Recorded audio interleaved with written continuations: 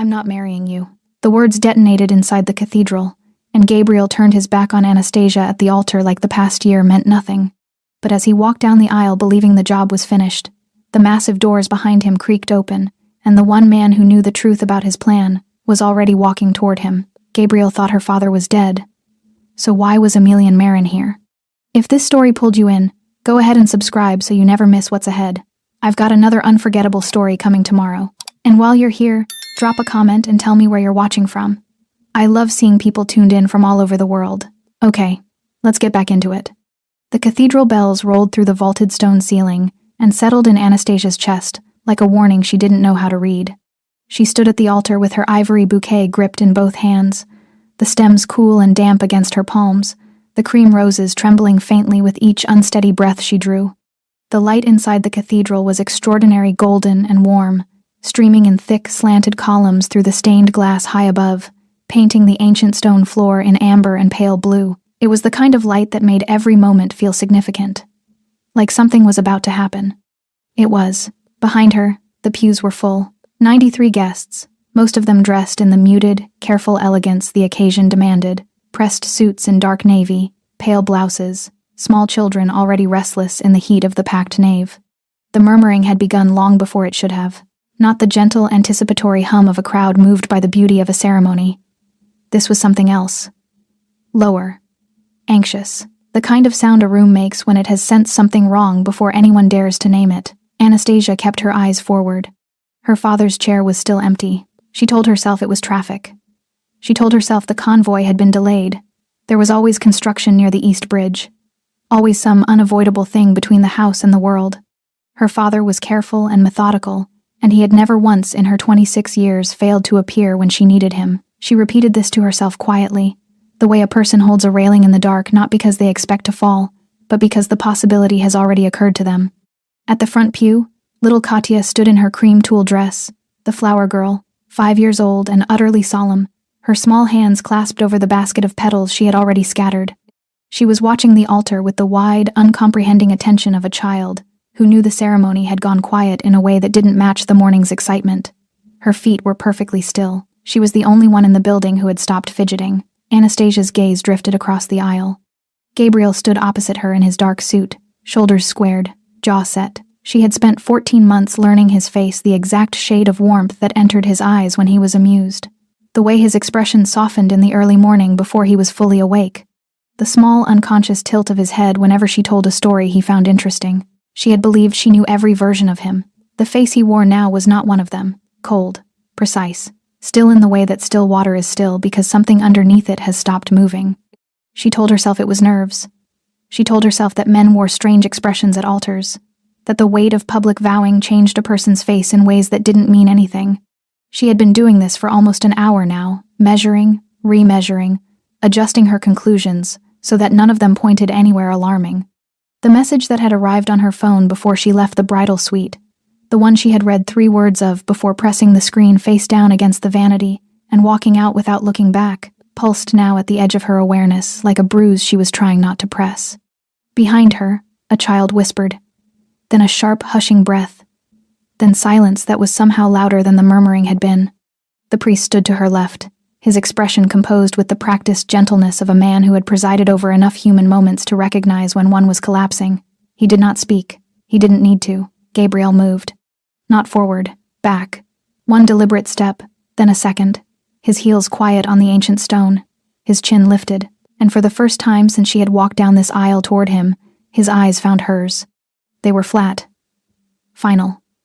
The expression of a man who had already left and was only now allowing his body to follow. I can't do this. His voice rang through the cathedral with a clarity that had nothing accidental about it. Clear and even, and utterly without hesitation. The room inhaled as one.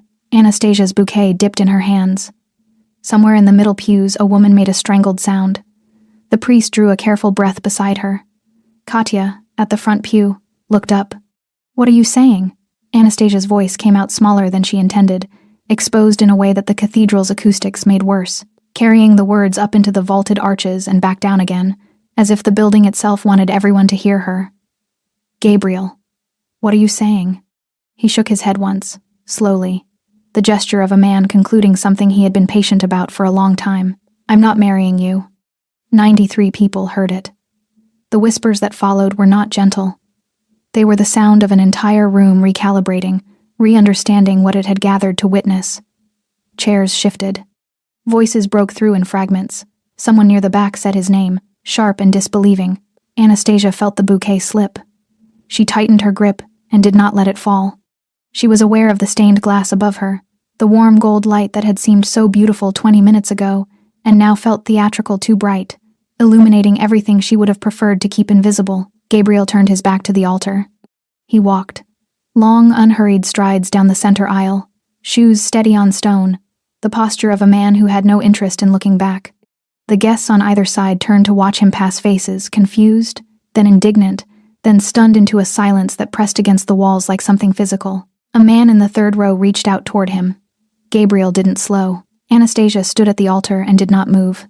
She was aware, in a distant and strangely clinical way, that her hands were trembling, that the tears she had not yet allowed herself to cry were making the golden light blur at the edges, that Katya had stepped down from the pew and was standing very still in the aisle, watching Gabriel's retreating figure with an expression no child her age should have had to learn. The cathedral door at the far end of the nave swung open. The light that poured through was sharp and white, flooding the aisle from behind, throwing Gabriel's departing silhouette into sudden darkness. And through that brightness, unhurried, walked a man she had seen exactly once in her life. Tall, dark-haired, dressed entirely in black. He moved through the cathedral without asking the space for permission the way certain men move through any room, as though the architecture has already made accommodations for them. A tattoo traced the line of his neck above his collar.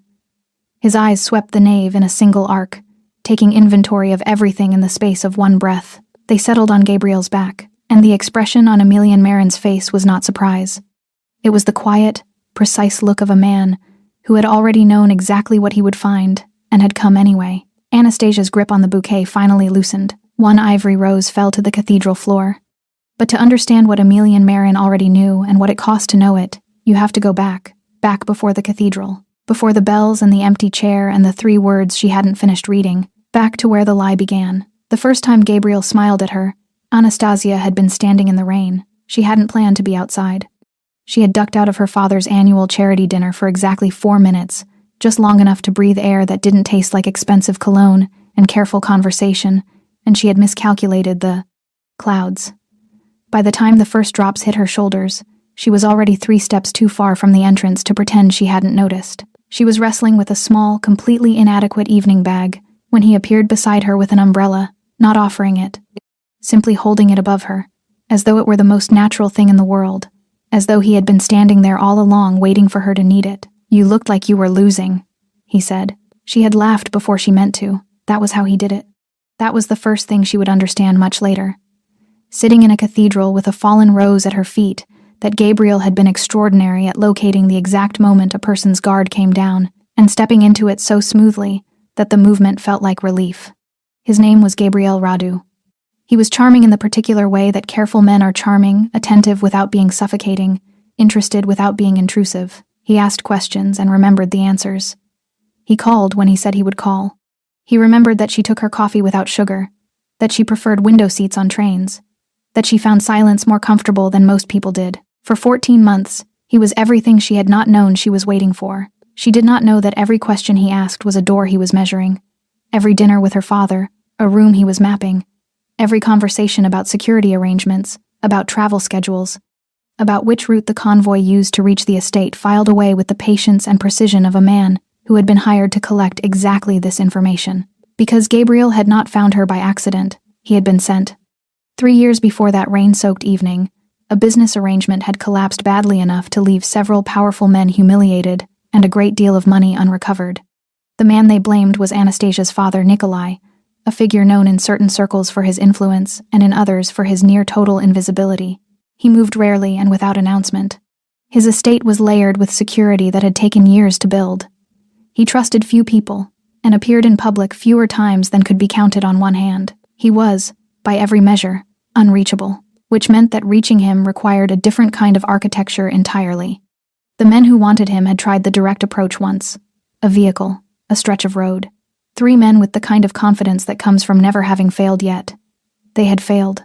Nikolai's security team had handled it, without involving the police, without involving the press, and without Nikolai missing a single scheduled meeting. After that, the approach changed. "Find the daughter," one of them had said, at a meeting that took place in a room with no windows and was never recorded. "She goes out. She has a life. She believes in people. Use that." Gabriel had been the obvious choice. Educated, controlled, fluent in 3 languages, and the specific dialect of old money that Anastasia had grown up speaking. He had done similar work before. Quieter work, slower work, the kind that required a particular ability to perform warmth over long periods of time, without allowing anything real to bleed through. He had understood the assignment completely. Get close, build trust, wait for the one occasion when Nikolai would have no choice but to step outside his fortress and appear in public surrounded by guests, by cameras, by the softness of a celebration. A father would always come to his daughter's wedding. What Gabriel had not accounted for was the specific texture of the 14 months that followed. Not the feelings he had managed those with clinical efficiency, sealing them behind the performance with the practiced ease of someone who had done it before, but the proximity, the accumulating weight of ordinary moments. Anastasia handing him a coffee in the morning and turning away without expecting anything in return. Anastasia at her father's dinner table, watching Nikolai with the particular attentiveness of a daughter who knows her parent is aging and has decided not to look away from it. Anastasia on the phone with her father late at night, her voice dropping to something softer, something private, something that had no audience and wasn't performing for one. Gabriel had watched all of it and catalogued none of it. That was what he told himself, and for 14 months he had been mostly right. The wedding date was set in the early spring. He had relayed the information the same evening message sent from the bathroom of the restaurant, where Anastasia had said yes, tears on her face, and her father's ring on her hand, because Nikolai had given him the family ring, and Gabriel had understood that this was the detail that would make it irreversible. The reply had come back in under a minute. "Good. Don't contact us again until the morning of." He hadn't. He had instead spent 4 more months inside a life that belonged to someone else, sleeping in the quiet of a house that trusted him, eating at a table that included him, learning the names of Anastasia's childhood friends, and the specific way her expression changed when her father entered a room, a particular brightening, unguarded and immediate, the face of a woman who had never once doubted she was loved. On the morning of the wedding, he had dressed carefully. He had looked at himself in the mirror for a long time, and then he had picked up his phone and sent the final message. "Today, he'll be in the convoy by 10. Watch the East Road." He had put the phone in his jacket pocket and walked out of the room without looking back at the bed or the coffee cup she had left on the nightstand, or the small framed photograph of the 2 of them that she had placed on the dresser sometime in the last year, without making any announcement about it at all. He had not allowed himself to look at any of it. Some doors, Gabriel understood, were only safe if you never opened them. He had kept that one closed, all the way to the altar. Nikolai Vasile had a rule about doors. Every door in his estate had a different lock. Not for security, though security was part of it, but because he believed that access should always be deliberate. That the act of choosing a key, of selecting the correct one from the ring, of committing to the specific mechanism of a specific door, made a person pause. Made them think about where they were going and why. Anastasia had grown up in a house full of pauses. She had not always understood them. As a child, she had found it maddening, the stillness of the estate, the way conversations stopped when certain phones rang, the men who stood at certain corners of the property without ever explaining why they were standing there. She had asked her mother once, at 7 years old, why their house was so quiet. Her mother had smoothed her hair and said, "Because your father worked very hard to make it that way." Her mother was gone now 11 years in the ground, a loss that had folded Nikolai inward in ways that even Anastasia could not always reach. But the quietness of the house had never left. It had only deepened, year by year, becoming less the silence of caution and more the silence of a man who had decided that the world outside his walls asked more of him than he was willing to give. Nikolai appeared in public 4 times in the past 3 years. Anastasia knew the exact number because she had been present for all 4 occasions and had understood, each time, the weight of the concession he was making, a board meeting that required his physical presence for legal reasons. A funeral for a man who had once saved his life, and therefore could not be honored by a card or a proxy. A dinner that had taken 6 months of negotiation to arrange, and which 3 governments had an interest in. And once, just once, her university graduation, which he had attended in a dark coat and left before the photographs, slipping away with the quiet efficiency of a man who had already calculated exactly how long exposure was acceptable. He had hugged her before he left. long enough that she felt the tension in his shoulders, and understood it for what it was: not reluctance to hold her, but the permanent vigilance of a man who had learned that stillness in a crowd was a different thing entirely from stillness at home. "You came," she had said against his shoulder, because she hadn't been certain he would. "You thought I wouldn't?" he had said, and the surprise in his voice was so genuine that she had laughed. Gabriel had met Nikolai twice. The first time was at the estate, 8 months into the relationship, a Sunday dinner that Anastasia had described as casual, and which had been neither casual nor a dinner so much as a structured evaluation conducted over 3 courses and excellent wine. Nikolai had asked Gabriel 4 questions. Not the questions a father typically asked, not about career or intentions or family background.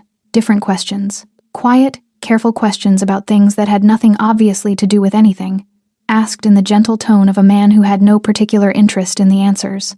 Gabriel had understood, even then, that the questions were not the test. The pauses between his answers were. He had passed.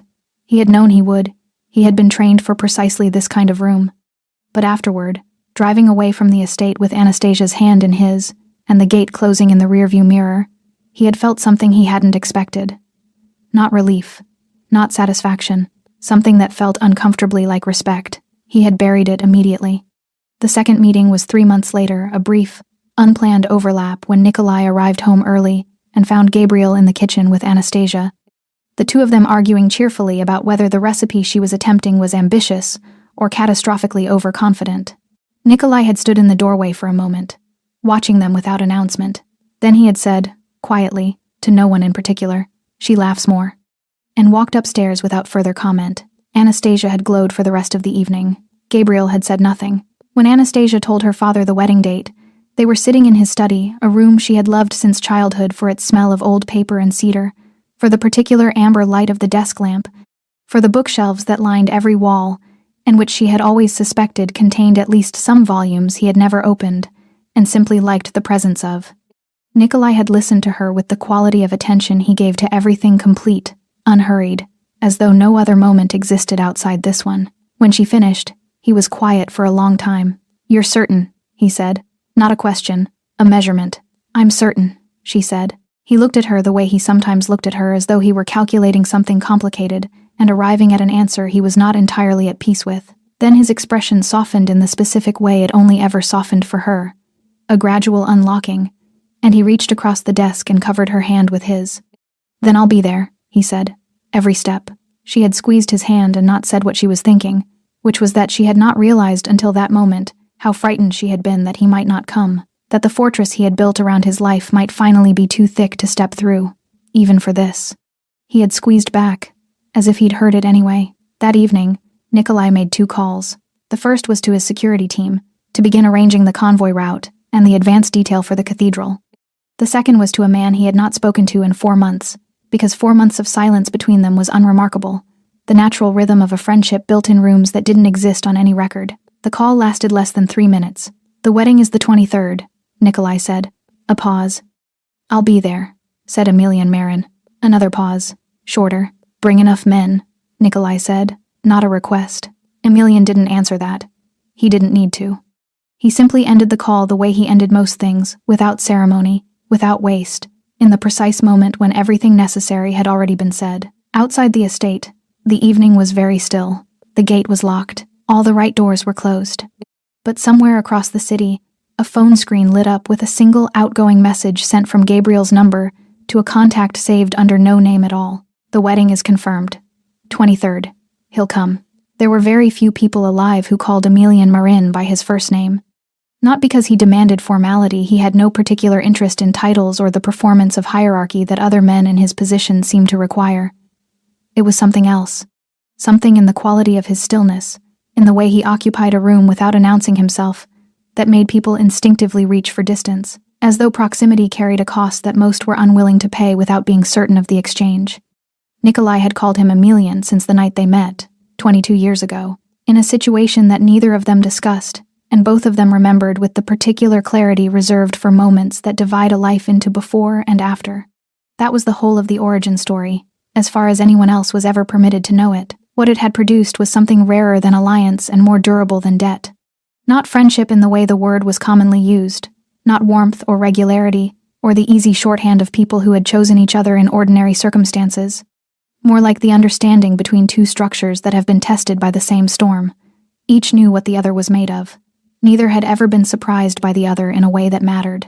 When Nikolai called about the wedding, Emelian had been in the middle of nothing in particular, sitting at the long window of his apartment with a glass of water and the specific quality of silence he maintained around himself like a perimeter. He had listened to Nikolai's voice and heard, underneath the words, the thing Nikolai was not saying. I am stepping outside the walls.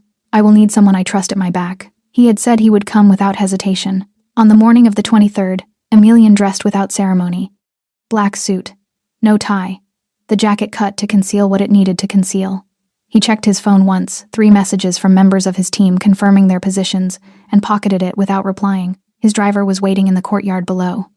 The city was still quiet at that hour, the streets running clean and pale in the early light.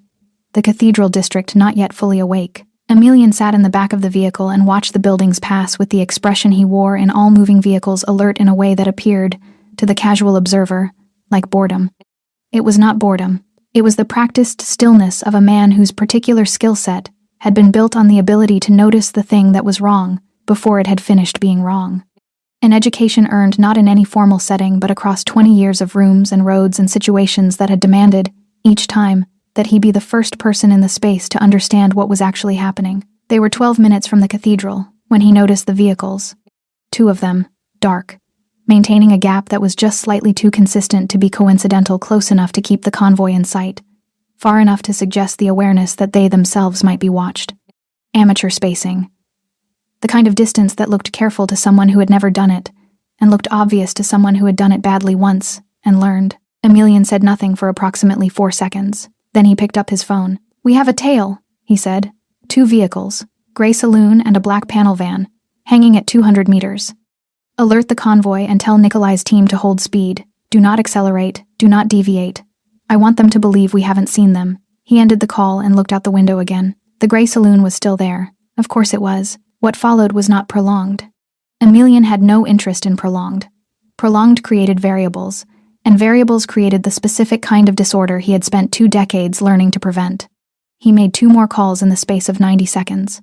By the time the convoy turned onto the quieter road that ran alongside the river, a route that had been selected, Emelian now understood, by someone who had known exactly which road offered the least witnesses, his own vehicles were already in position.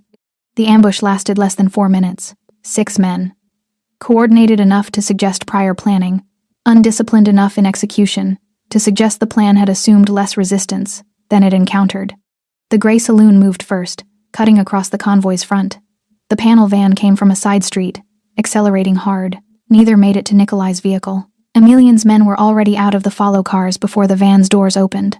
There was a brief, sharp exchange that Emelian observed from his window, with the same flat attention he gave to most things. Noting what was working, noting what wasn't, adjusting the variables he could reach by phone in real time, until the roadside was quiet again, and 6 men were restrained on the ground, and Nikolai's vehicle had stopped 20 meters ahead, with its security team fanned around it in a perimeter. Emelian stepped out of his car. He walked to the convoy without hurry. Nikolai was in the back seat, upright, conscious. A cut above his left eyebrow from the impact of the van's first contact, and a pressure dressing already being applied by his security lead. His expression, when Emelian opened the door, was the expression of a man who had been in bad situations before, and was currently performing an internal assessment of how bad this one was. The girl, was the first thing Nikolai said. Doesn't know yet, Emelian said. She's at the cathedral. Nikolai closed his eyes briefly. 1 breath. Go, he said. Emelian was already turning. Behind him, one of his men was moving through the restrained attackers with the systematic efficiency of someone who had done this before, checking phones, checking pockets, working quickly and without commentary. Emelian, he stopped. His man was holding up a phone. Screen lit. A message thread open. A name at the top of the conversation that made Emelian go very still for a moment, not with surprise, but with the particular quality of recognition that arrives when a shape you have been half seeing finally sharpens into something you can name. He took the phone. He read the message. Today. He'll be in the convoy by 10. Watch the East Road. The sender's contact name was saved simply as G. Emelian stood at the side of that quiet road, the distant cathedral bells just audible in the morning air, and read the message one more time. Then he typed a single word into the reply field and pressed send. Done. He handed the phone back to his man, buttoned his jacket, and walked to his car. The cathedral was 11 minutes away. He told his driver to make it 8. The east road ran alongside the river for exactly 1 kilometer before it narrowed. That was the detail that mattered. 1 kilometer of open water on the left, a stone retaining wall on the right, and a road width that reduced from 2 lanes to 1 at the point where the old bridge abutment had never been fully demolished. Whoever had chosen this stretch had chosen it with knowledge, not the general knowledge of a person who had driven it once, but the specific, patient knowledge of someone who had walked it, measured it, stood at the narrow point and looked back along the approach and understood exactly what the geometry offered. A funnel. No exit left, no exit right. Forward momentum interrupted by the bottleneck and anything behind them cut off by whatever moved to block the rear. It was, Emelian had to acknowledge, a competent choice. He had identified it as the likely point 7 minutes before they reached it. The convoy comprised 3 vehicles, Nikolai's car in the center, a heavy dark saloon with reinforced panels and glass rated against small arms, a security vehicle ahead and one behind, each carrying 4 men. Standard formation for a principal who did not travel often and whose team was professional without being the kind of professional that came from years of active field work. Good men, but trained for deterrence, primarily, for the visible presence that made most threats recalculate before they materialized. This threat had already done its calculating. Emelian's car ran parallel, 1 street east, maintaining pace through the quieter residential road that mirrored the river route. His driver had done this before, not this specific scenario, but the general shape of it, the careful mirroring of a principal's route, while maintaining the distance that kept the follow car invisible to anyone watching the convoy, and not the surrounding grid. At 200 meters, the gray saloon was still holding position. At 150, the panel van reappeared from a side street 2 blocks ahead and slotted into traffic with the specific awkwardness of a large vehicle being driven by someone managing nerves alongside a steering wheel. Emelian noted the van's positioning, calculated the timing. He made the first call. 30 seconds, he said. Move on my word. The gray saloon went first. It accelerated hard past the convoy's lead vehicle and cut across the road at the narrow point, angling sideways to block the full width of the lane. The driver knew what he was doing. The handbrake turn was clean, the vehicle settling broadside across the road, with the engine still running, and 2 doors already opening before it had fully stopped. Behind the convoy, the panel van surged forward.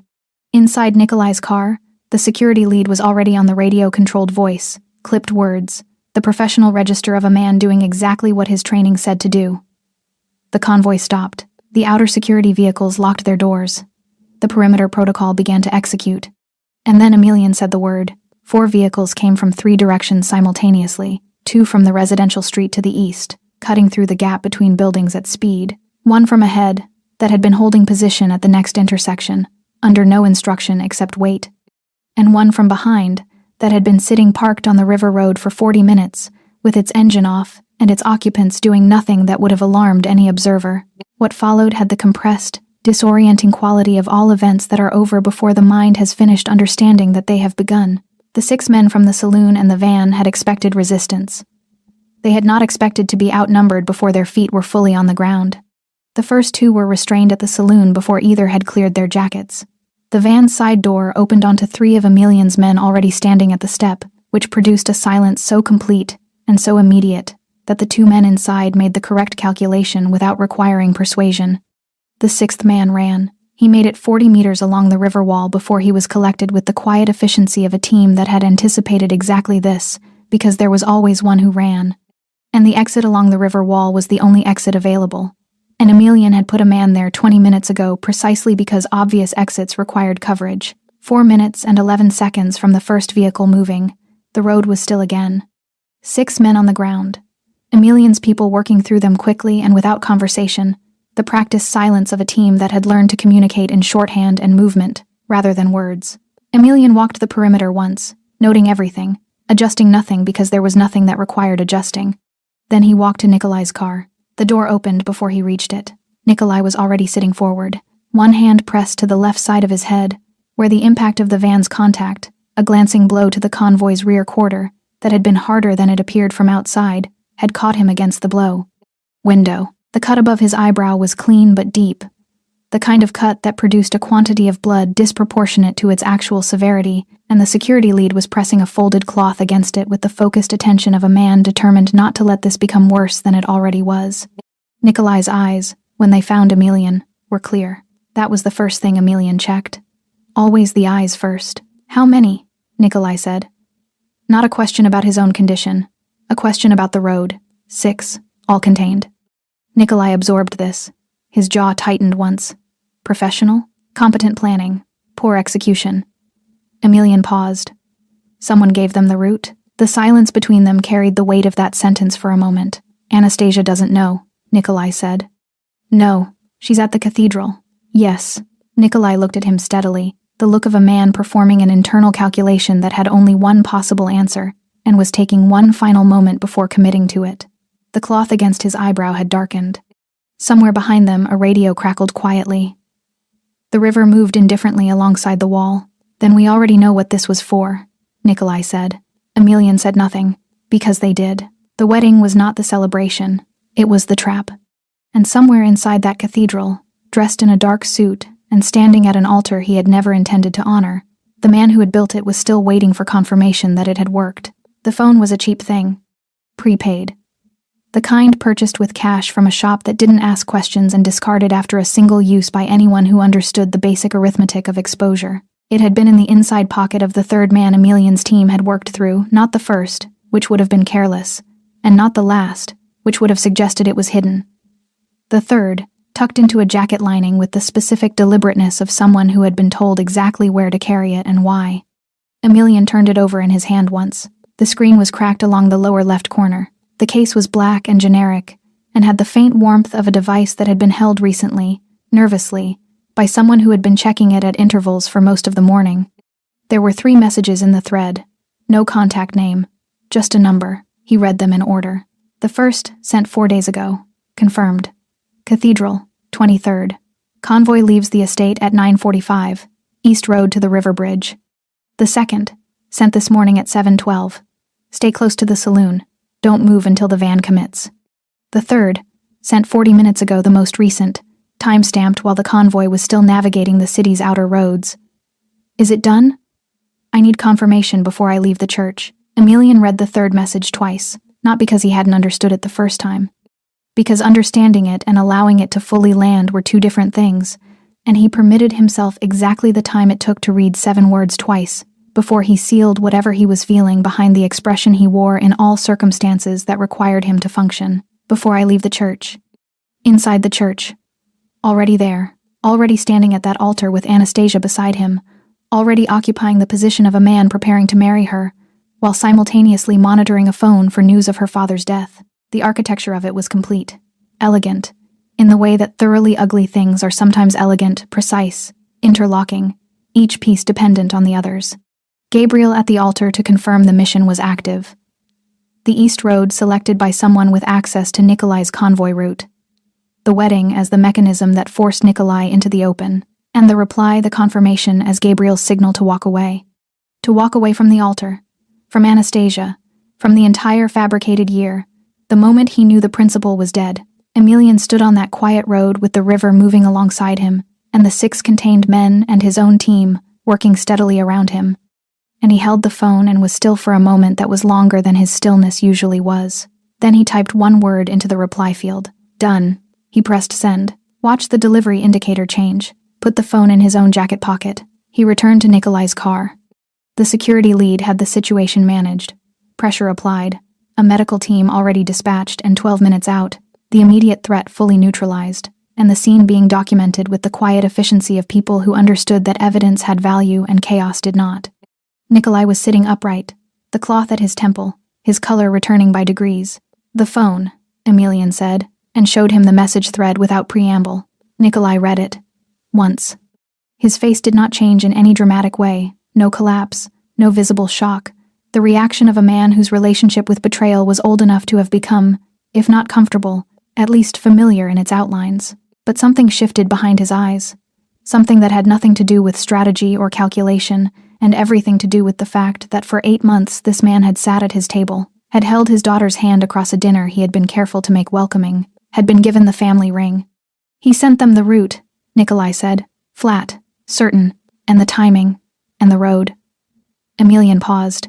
He's been inside for over a year. The silence that followed was the particular silence of a man absorbing something that could not be unabsorbed.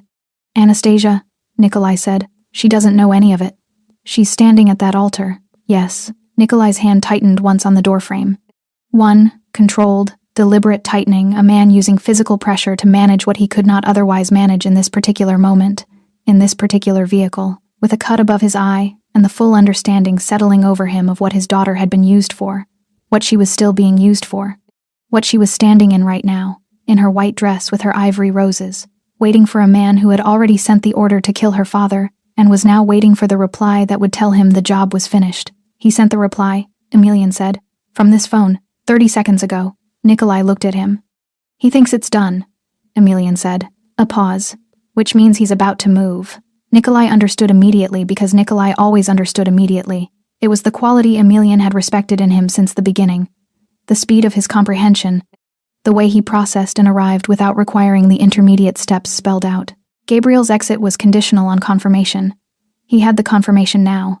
He would not wait in that cathedral a moment longer than the plan required. He would leave, cleanly, quickly, with the performance already concluded and no further reason to maintain it.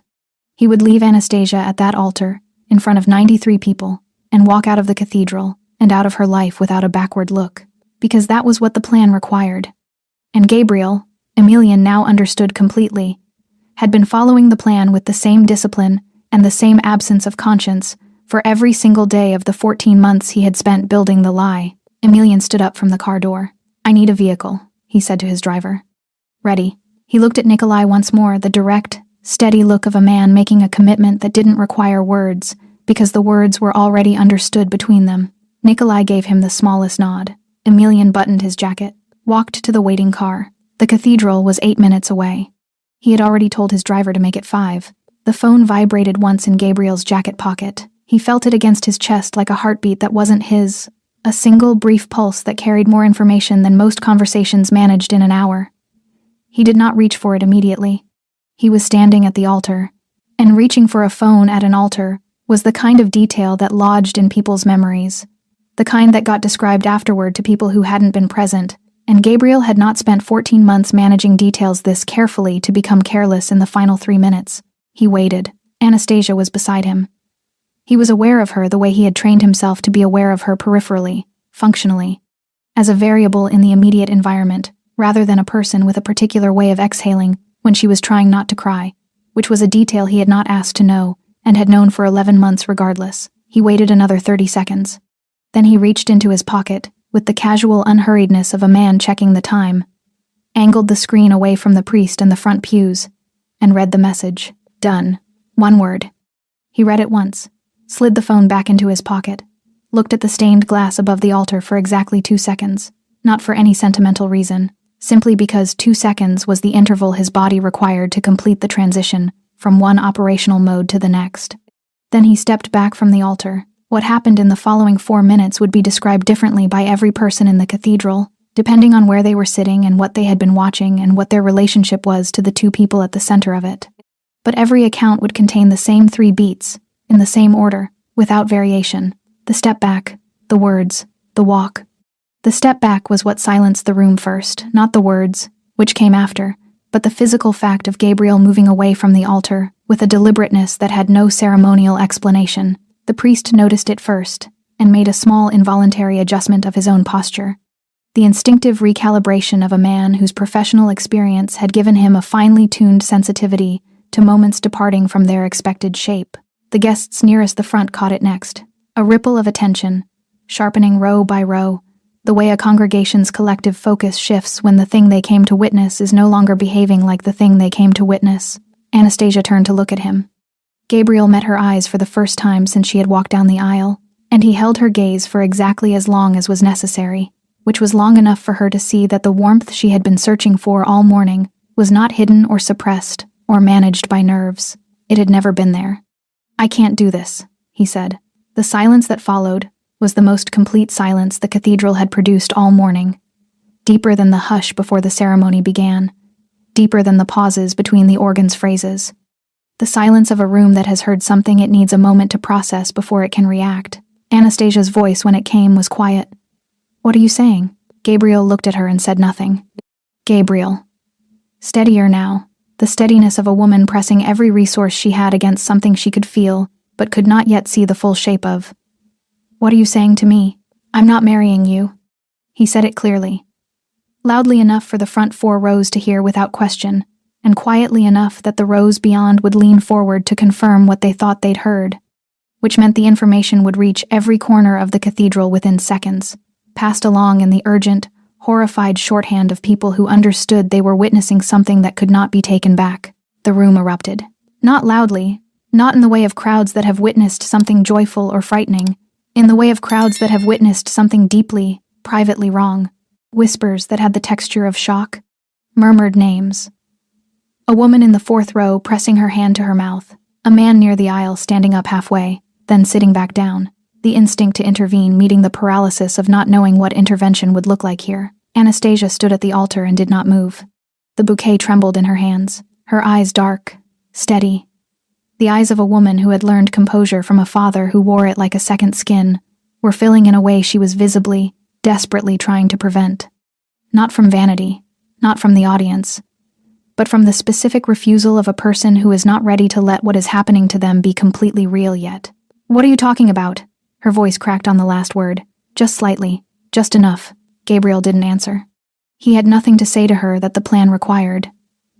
The plan required departure. Clean, immediate, unhesitating departure, timed to the confirmation he had received, executed before anyone in this building had the presence of mind to physically obstruct it. He turned.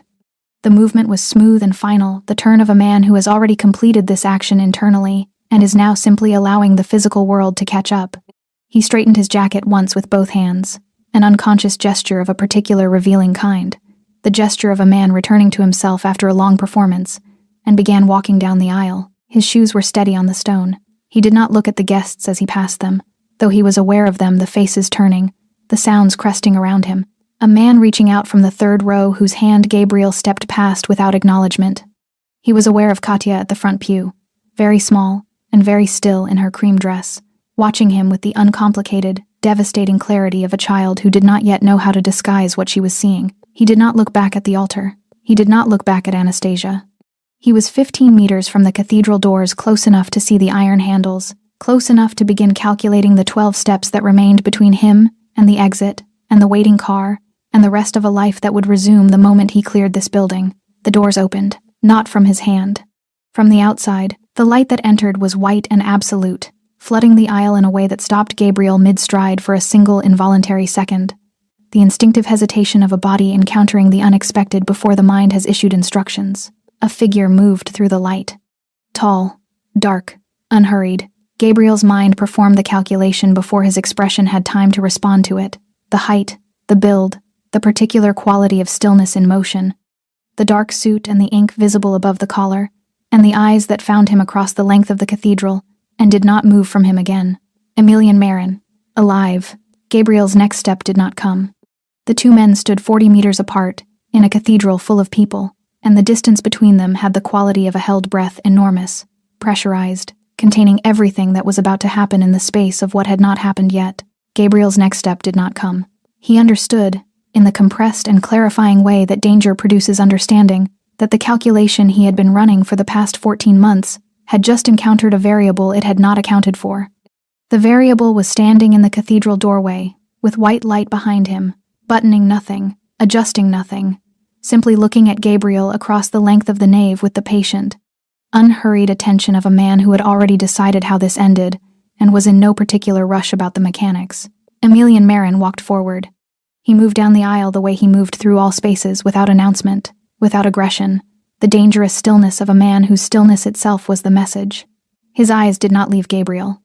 They did not flicker to the guests, to the altar, to the priest, to the small flower girl in cream tulle who had pressed herself against the front pew and was watching with enormous, unblinking eyes. They stayed on Gabriel with the fixed, calibrated attention of someone who had walked into rooms like this before, and understood that the only variable requiring active management was the one currently standing 15 meters from the exit. Gabriel ran the calculation again. The doors were behind Emilian now. 3 of Emilian's men had entered behind him and positioned themselves with the quiet efficiency of people who did not need to be told where to stand. One at the doors, one at the side aisle to the left, one moving along the right with the unhurried pace of a man who was not hurrying because he didn't need to. The geometry of the room had reorganized itself in the space of 12 seconds, and every exit Gabriel's mind reached for had a body in it. He turned.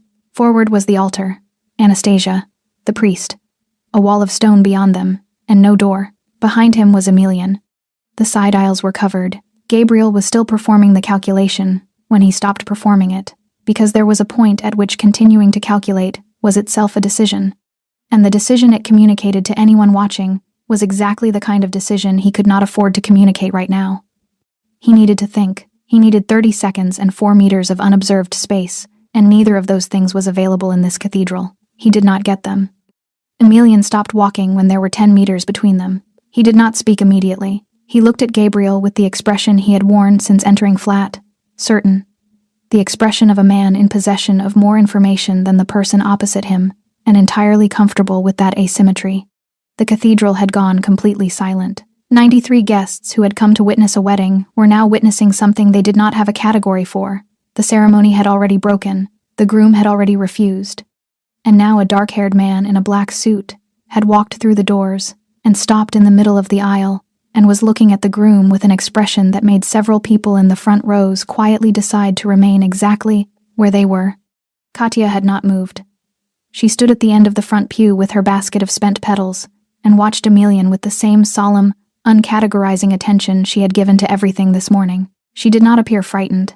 She appeared to be waiting to understand what she was seeing, with the patience of a child who had not yet learned to pretend she understood things before she did. Anastasia was at the altar. She had not moved since Gabriel turned his back on her. She was still holding the bouquet one-handed now, the stems gripped at her side rather than held in ceremony, the posture of a woman who had forgotten she was holding it. Her eyes had found Emilian the moment he entered, and they stayed on him with an expression that contained, in roughly equal measure, confusion and something that was not quite hope, but was adjacent to it in the way that any unknown quantity is adjacent to hope, when the known quantities have all turned out to be catastrophic. She did not know why he was here. She did not know what was happening. But she knew her father had not arrived.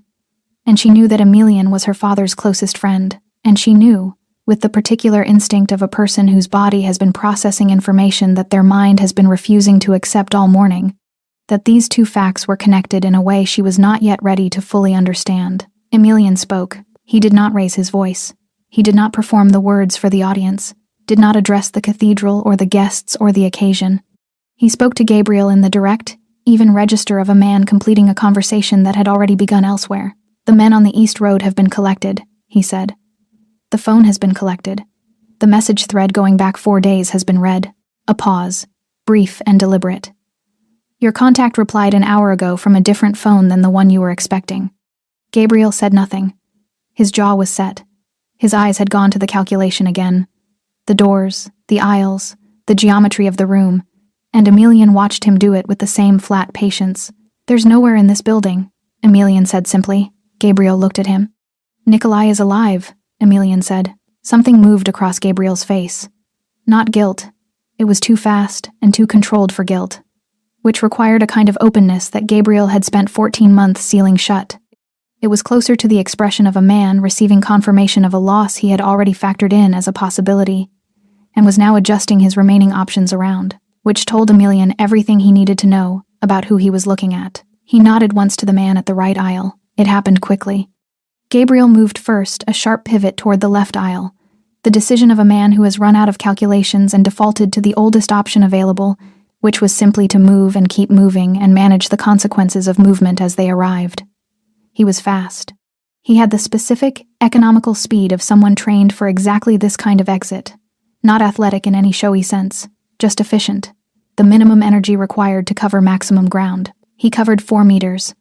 Then 2 of Emilian's men were on him, and the efficiency of that was of an entirely different order, the practiced, almost tedious efficiency of people who had done this many times and found nothing remarkable about it, who understood the body's architecture and its leverage points with the clinical familiarity of long experience. Gabriel went down onto the cathedral floor. The sound of it carried through the stone nave and into the vaulted ceiling and back down into the silence of 93 people who had not made a sound in nearly 2 minutes. A woman in the middle pews finally began to cry, not loudly, just the helpless, overwhelmed crying of someone whose nervous system had been holding something difficult for too long, and had found its release point in the sudden concrete reality of a man on the floor of a church. Gabriel was restrained, efficiently, without drama, in the manner of people for whom restraint was procedural rather than personal. He did not struggle beyond the first 3 seconds. Emilian walked the remaining distance and stood over him, not looming, not performing dominance for the audience, simply standing in the way that he stood in all circumstances, which was as though the ground beneath him belonged to him by right of having understood it better than anyone else in the vicinity. He looked down at Gabriel for a moment. Gabriel looked back up at him from the cathedral floor, with the expression of a man who had lost and knew it, and was now engaged in the final calculation available to him, which was how to manage what came next. Emilian reached into his jacket pocket and held up the prepaid phone. He held it in the space between them long enough for Gabriel to identify it, long enough for the specific recognition to cross Gabriel's face, not of the phone itself, but of what its presence in Emilian's hand meant, which was the complete and irreversible collapse of every structure Gabriel had spent 14 months building. Then Emilian turned away from him. He walked back down the aisle toward the altar, unhurried, straight, his eyes moving to Anastasia now for the first time since he'd entered, finding her where she stood, with the loosened bouquet and the expression of a woman standing at the exact boundary between what she had believed this morning and what she was about to be told. He stopped at the foot of the altar steps. He looked at her steadily. "Your father is alive," he said. "He's been injured. He is being treated and he is stable, and he asked me to come here directly." A pause. "There are things you need to know. I'll tell you all of it. But I need you to hear first that he is alive." Anastasia's bouquet hit the altar steps. Her hand went to her mouth, and the breath she released was the kind that only comes after a person has been holding something unbearable without knowing they were holding it long, ragged, the sound of a body letting go of a weight it had been carrying since the moment it understood the weight existed. Katya, at the front pew, quietly sat down. The cathedral had not emptied. It should have, in any ordinary sequence of events, the arrival of armed men and a body on the floor would have produced the immediate, instinctive exit of everyone present who had not been specifically asked to stay. But ordinary sequence had ceased to apply to this building approximately 40 minutes ago, and the 93 people in the pews had crossed a threshold somewhere in the past hour, beyond which leaving felt less like safety and more like abandonment. They stayed, not from morbid curiosity or not only from that, but because the woman standing at the altar steps was someone most of them had known since she was a child, someone they had watched grow up in the specific, careful way that the daughter of a powerful and protected man grows up aware of the walls around her, even when she couldn't see them, loved by a father who expressed it through presence rather than words. They had come to celebrate her. The celebration had become something else entirely, but she was still there, and leaving felt like a second desertion in a morning that had already held one. Emilian was aware of the room. He was always aware of the room. He looked at Anastasia and made a quiet, considered decision about what she needed in the next 60 seconds before he told her anything else, which was to not be standing at an altar in a wedding dress in front of everyone who had watched her be humiliated and then terrified in the space of a single morning. He turned to the priest, who had not moved from his position through any of it, and whose composure Emilian noted with genuine if unexpressed respect. "Is there a room?" Emilian said. Not a question. The priest moved without further discussion. The vestry was small and stone-walled, and smelled of old wood and candle wax, a narrow room off the side of the chancel with a table and 4 chairs, and the particular deep quiet of a space that had absorbed a great deal of human weight over a very long time. Emilian brought Anastasia here, and the priest closed the door behind them without being asked to. She sat. She had stopped crying in the way that people stop when there is more information coming, and the body understands it needs its resources. Her eyes were red and completely steady. The bouquet was gone. She had set it on the altar steps and not retrieved it, and Emilian had not suggested she should. Gabriel had been removed from the cathedral floor. 2 of Emilian's men had taken him to a vehicle outside efficiently, without theater, without the performance of force that would have given the watching guests more than they needed to process.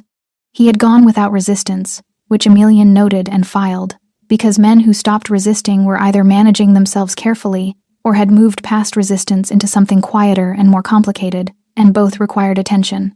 Emilian sat across from Anastasia and told her. He told her in the order that the information needed to be received: the convoy first, the ambush, her father's injury, The confirmation that the medical team had reached him, and that the wound was serious but not critical, that Nikolai was in the back of a secure vehicle, and that Emelian had spoken to him 12 minutes ago, and the instruction had been to come here and tell Anastasia himself, directly, before she heard anything else from anyone else. She listened without interrupting. This was the quality in her that reminded Emelian most of her father. Not the composure, which she had learned, but the listening. The complete, unhurried reception of information before judgment, before response, before the visible processing began. It was not a quality most people had. It required a kind of interior stillness that was either innate or built through years of learning that the room was safer when you understood it before you reacted to it. Then he told her about Gabriel. He told her about the phone, about the message thread, about the 4 days of coordination, the route information, the timing, about the reply he had sent from the captured phone, one word, designed to confirm a death that had not occurred, designed to trigger Gabriel's exit from the cathedral before Emelian arrived.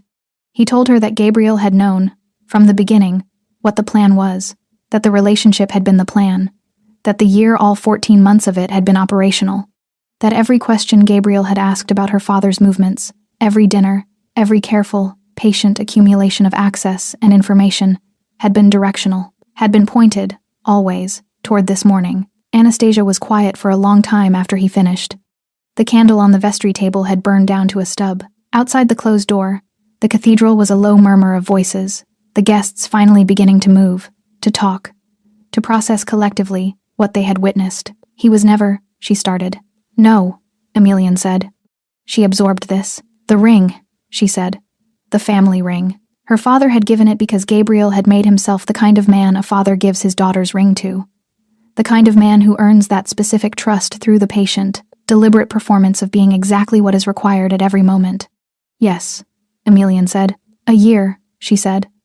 Not to him, to herself, or to the year itself, measuring it, pressing it, testing the weight of it now that she knew what it had been made of. Emelian said nothing. There was nothing useful to say to that specific sentence, and he understood it. She looked at him then directly, with the full clarity of someone who has arrived on the other side of shock and is now simply inhabiting the truth, however cold and however complete. My father, she said. He needs to hear. Does he know that He knows, Emelian said. He asked me to tell you he's sorry you were in this room without him. Something crossed Anastasia's face that was not grief and not relief, but the complicated, private expression of a daughter who knows her father would carry guilt about this for longer than was reasonable, and cannot stop him from doing so. Can I see him? She said. Yes. She stood. She smoothed the front of her wedding dress, not from vanity, not from habit, but the automatic gesture of a person preparing to be seen by someone they love, wanting to present themselves with dignity regardless of the circumstances. At the vestry door she stopped, her hand on the frame. He did it for a year, she said, without turning. Every day for a year he sat at the table and asked my father questions, and drove me home, and said the right things, and none of it. She stopped, pressed her palm flat against the doorframe. None of it was ever real. Emelian looked at her back, at the lace of the dress, and the set of her shoulders, and the particular stillness of a person who is holding something enormous and has decided, quietly, to hold it standing up. Real or not, he said, your father is alive. She was still for a moment. Then she opened the door and walked out. Nikolai was sitting up when Anastasia arrived. The vehicle was parked in the cathedral's rear courtyard, a quiet, stone-walled square that the guests couldn't see from the main entrance, accessed through the side gate that the priest had opened without being asked. Because the priest had been quietly and efficiently helpful all morning, in the way that people sometimes are, when events have moved beyond ceremony into something that requires a different kind of grace. The medical team had done their work. The cut above Nikolai's eyebrow had been closed 3 neat sutures, and a dressing that he had already touched twice, and been told twice not to touch. His color was back. His jacket was folded on the seat beside him, the left shoulder dark where the bleeding had reached it before it was managed, and he was sitting with his hands on his knees, and his eyes on the courtyard gate, with the expression he always wore when he was waiting for something he could not control. When the gate opened and Anastasia walked through it, something in his face changed. Not dramatically, not with the visible collapse of a man overwhelmed.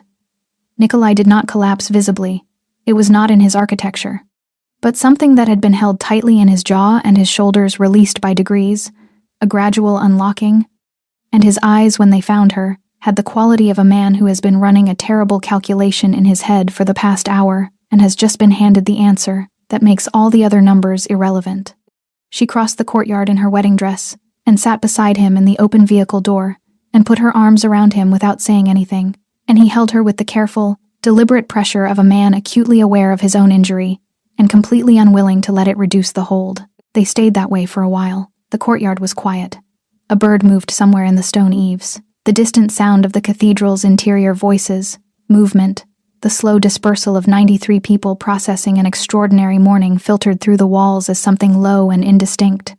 "I'm sorry," Nikolai said eventually, into her hair. "Don't," she said. "Anastasia, don't," she said again. Firmer, the voice of a daughter who has inherited her father's directness and is using it on him. "You're here. That's the only thing." He was quiet for a moment. "The ring," he said.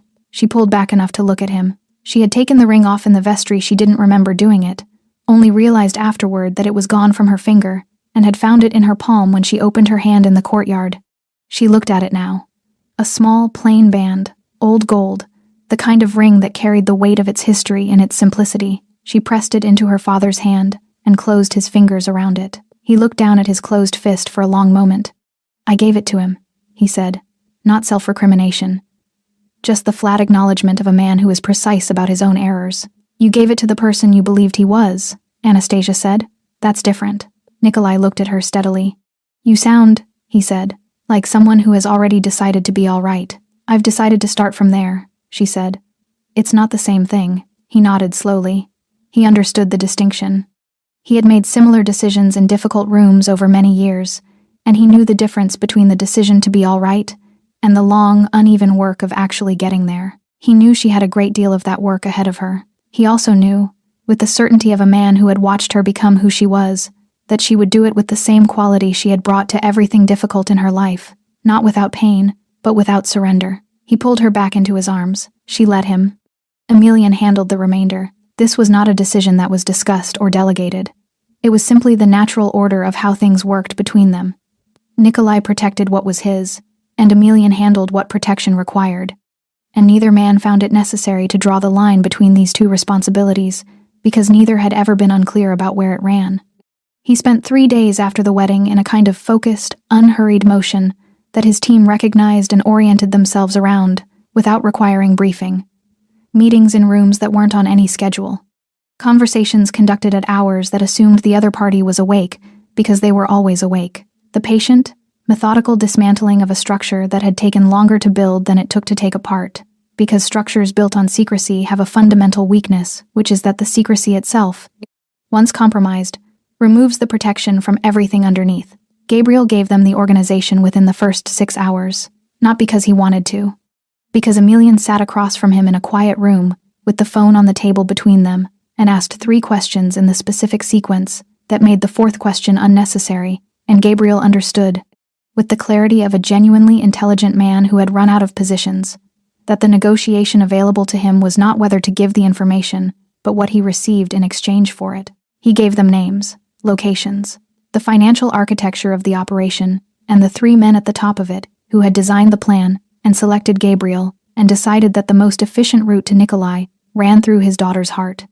Emelian thanked him for his cooperation in the flat, procedural tone of a man for whom gratitude was simply an acknowledgement of received data. Then he stood and left the room, and made the calls that needed to be made. Within 72 hours, the organization had ceased to function in any meaningful sense. Not loudly, not in the way that makes news or requires official involvement. In the quiet, permanent way of something that has been taken apart at its foundations. The specific kind of ending that leaves no structure for anyone to rebuild from. The 3 men at the top were dealt with personally. Emelian did not delegate this. 2 weeks after the morning that was supposed to be a wedding, Anastasia visited her father at the estate. She found him in his study, the amber-lit room with the cedar smell and the bookshelves and the desk lamp that had been the center of her understanding of him since childhood. He was reading, or had been reading. The book closed on the desk in front of him in the way of a man who had stopped reading some time ago, and had not yet decided what to do instead. She sat across from him. They talked for a long time about things that needed to be said and things that didn't need to be said but were said anyway. Because the morning had opened certain rooms between them that had previously been navigated around, and walking back past them without acknowledging they existed would have required a dishonesty that neither of them was built for. At some point, Anastasia asked about Emelian. Not about what he had done, she knew what he had done. About him, the man. The friend who had driven 8 minutes in 5, who had walked into that cathedral and looked at Gabriel across 40 meters of stone floor, with the expression of someone who had already decided how things ended. Nikolai was quiet for a moment. He's not an easy man to know, he said. I know, Anastasia said. Nikolai looked at her with the measuring quality he brought to things that required care. He asked about you, he said. Afterward, Anastasia said nothing. He asked if you were all right. Nikolai said. Once. He won't ask again, it's not how he is. He'll wait to know. Anastasia looked at the closed book on her father's desk. At the ring back on his little finger where it belonged. At the dressing above his eyebrow, smaller now, the sutures already dissolving. She thought about a man walking through white light into a cathedral without asking the space for permission. About the word done sent to a phone from a road beside a river to trigger a groom's exit and instead trigger his capture. About the specific quality of eyes that find you across a room and tell you, without words, without performance, that whatever is happening, you are not in it alone. I know he won't ask again, she said. She stood, smoothed the front of her jacket, looked at her father with the expression she wore when she had decided something, and was not yet ready to say what it was. Tell him, she said, that I'm starting from all right. Nikolai looked at her for a long moment. Then, slowly, he smiled. It was the kind of smile that reached everything, the eyes, the set of the shoulders, the particular unlocking of a man who had spent a great deal of his life in careful stillness and was, in this moment, simply a father watching his daughter decide to keep going. Thanks for sticking with this story until the very end. You're the reason these stories feel alive. If you're ready for another powerful journey, just tap the next video on your screen. And before you go, leave a quick comment and rate this story from 1 to 10. I'm excited to read your thoughts and connect with you in the comments.